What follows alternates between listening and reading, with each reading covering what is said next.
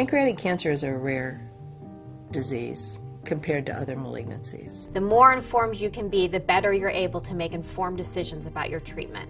A lot of people don't know what the pancreas is.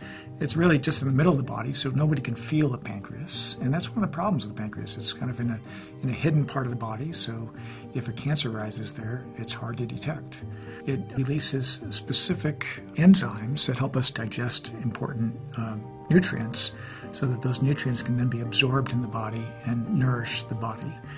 95% of pancreas cancers are called adenocarcinoma. Adenocarcinoma is by far the most common cell type of cancer, and for whatever reason, when it rises in the pancreas cancer, it's a particularly difficult cancer to treat. There are cells in the pancreas called islet cells that make hormones that help our bodies handle glucose. But those islet cells that create hormones can also give rise to cancer, and we call those types of tumors neuroendocrine tumors. Patients with pancreatic cancer often have complete blockage of their pancreatic duct. And as a result of that, the normal enzymes that would be flowing from the pancreas into the small bowel just don't get there. And so it's important to replace those enzymes with oral form of the enzymes. And that really can help diminish some of the bloating and gas that some of our patients experience when they're diagnosed. The other thing that this disease can do is cause pain. For reasons that we don't quite understand, the disease tends to track up the nerves in the back of the abdomen, and that can cause tremendous back and abdominal pain.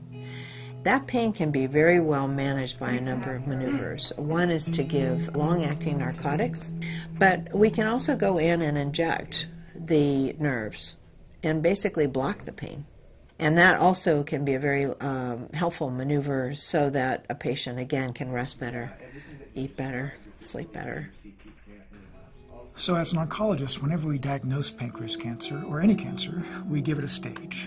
But pancreas cancer is really an exception. Even though it is stage 1, 2, 3, and 4, that's not the way the oncologist thinks about it.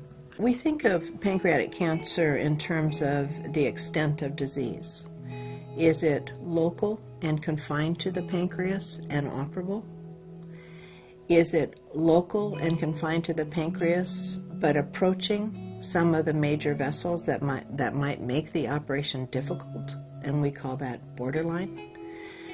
Is it so advanced that it completely surrounds those blood vessels or other critical organs, and then we call that locally advanced?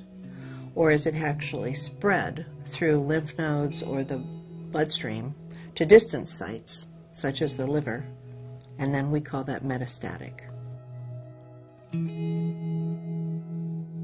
So when we think about treatments for any cancer, the big three that we have are surgery, radiation, and chemotherapy.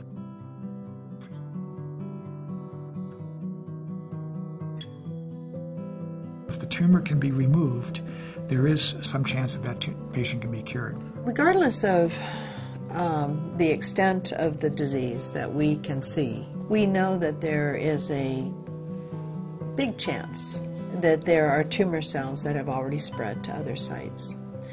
So even in operable disease, we tend to use additional therapy. We call this adjuvant therapy. It's often chemotherapy. It may be chemotherapy combined with radiation after surgery.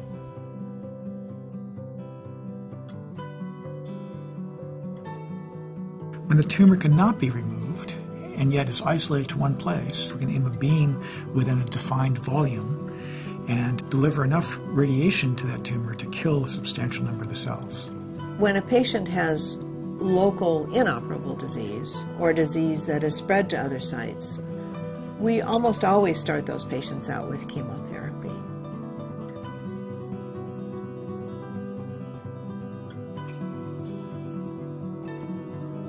There are different classes of chemotherapy, but basically what we think of is systemic agents. Systemic agents mean agents that we give either in the blood or by mouth that go everywhere in the body.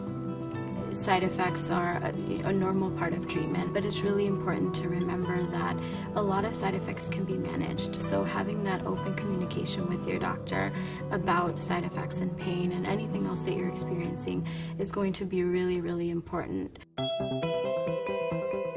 It's pretty interesting to reflect on the last 10 years and what's happened to our therapy for pancreatic cancer.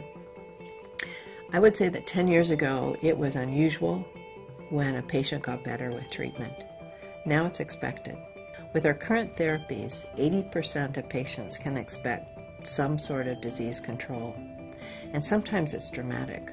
And we are making incremental gains and cures for some. We have such success now at curing a whole number of different kinds of cancers with a whole number of different types of treatments. Clinical trials are an essential step in that process.